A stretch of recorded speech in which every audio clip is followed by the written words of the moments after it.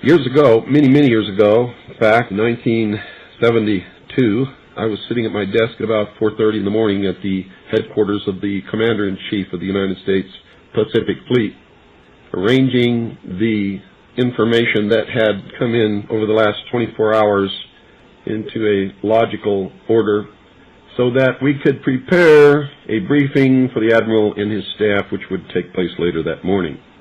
Among the papers I found on my desk was a document entitled Operation Majority, and it was not the entire paperwork involving this operation, but was merely a synopsis of the operation and projects contained under it. One of these projects was called Project Red Light. The purpose, according to this document, was to back-engineer captured extraterrestrial technology for adaptation into the United States space program. Now, I have since come to believe that the extraterrestrial portion of all of this is nonsense, but that the technology is real. I believe that many of us were shown these documents over the years so that later we would talk about it. I mean, how can you keep the existence of extraterrestrials, if they were real, a secret? And how could anyone keep quiet knowing that they had seen documentation, official government documents labeled top secret, that expressed that these extraterrestrials were real and had visited this Earth? I wanted to know just how true all of this was, and I began a program of research to find out if extraterrestrials were real. The first thing I did was collect every bit of documentation that I could find, both from the Freedom of Information Act, from the research of others, from books that had been printed on the subject of UFOs, and of course through my network of friends in the intelligence community. What I discovered was amazing.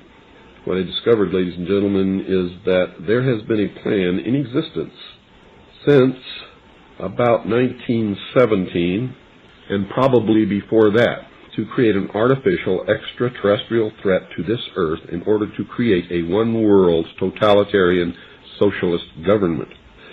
One of the first documents that I found in my search was this one, the Imperial Japanese Mission 1917, a record of the reception throughout the United States of the special mission headed by Viscount Ishii. And when the Imperial Japanese Mission was in New York City, they had a dinner, and some pretty famous people spoke at this dinner. One of them was John Dewey. John Dewey is the father of our failing, disastrous public education system. Here's what he said. Listen very carefully. John Dewey, professor of philosophy in Columbia University, who was the next speaker, was listened to with great intentness. He said, quote, "Someone remarked that the best way to unite all the nations on this globe would be an attack from some other planet. In the face of such an alien enemy, people would respond with a sense of their unity of interest and purpose." Unquote. Now, bear in mind, folks, that's 1917. One of the next documents that I found, and I found quite a few, but one that's pretty important, is called a Report from Iron Mountain, the probability and desirability of permanent peace. Now, I encourage you to find this book, wherever you can find it. I don't know where you can get it, but find it. Page 66. Credibility, in fact, lies at the heart of the problem of developing a political substitute for war. This is where the space race proposals, in many ways so well suited as economic substitutes for war, fall short. The most ambitious and unrealistic space project cannot of itself generate a believable external menace.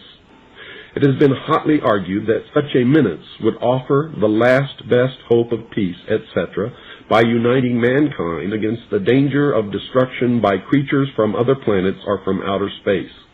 Experiments have been proposed to test the credibility of an out-of-our-world invasion threat. And it continues on another page. Nevertheless, an effective political substitute for war would require alternate enemies, some of which might seem equally far-fetched in the context of the current war system. It may be, for instance, that gross pollution of the environment can eventually replace the possibility of mass destruction by nuclear weapons as the principal substitute for war. Are you beginning to get the message, folks? Poisoning of the air and of the principal sources of food and water supply is already well advanced, and at first glance would seem promising in this respect. It constitutes a threat that can be dealt with only through social organization and political power.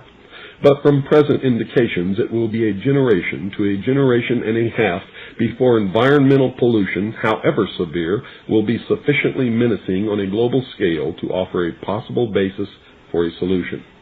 However unlikely some of the possible alternate enemies we have mentioned may seem, we must emphasize that one must be found of credible quality and magnitude if a transition to peace is ever to come about without social disintegration. It is more probable, in our judgment, that such a threat will have to be invented rather than developed from unknown conditions. Ladies and gentlemen, they have created so many alternate enemies in order to bring about their one-world totalitarian socialist state that we don't know which enemy to believe is real or is false, or whether to just toss them all out on their ears. And I think that that is probably going to be the best solution. Disarmament is no accident. All of these bills in Congress to take away our weapons is no accident. The intentional environmental pollution of our lakes, rivers, streams, oceans, forests, everything is no accident, as you just heard. These things were planned many, many years ago.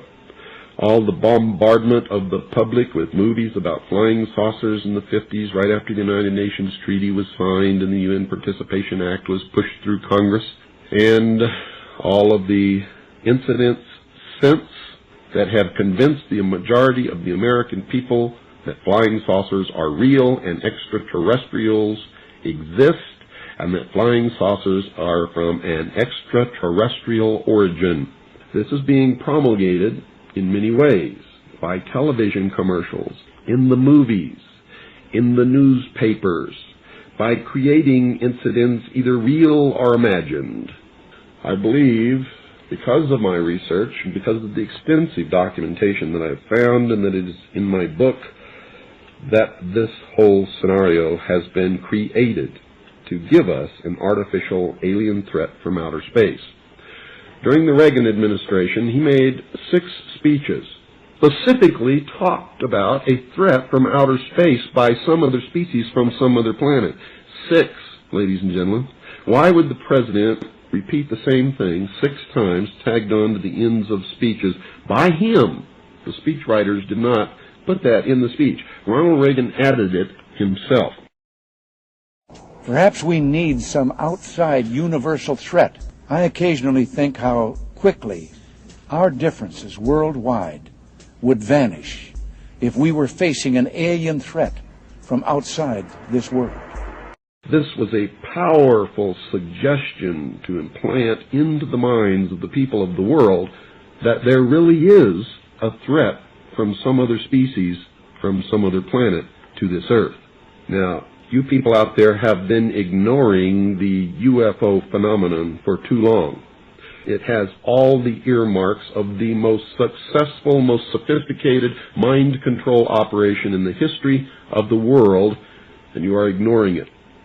What better way to implement a plan to bring about a one-world government than to create the possibility in the minds of the people of the world that we are being threatened from some other species, from some other planet, and do it in a way that if anybody questions it or challenged it or wants to talk about it publicly, that they are ridiculed.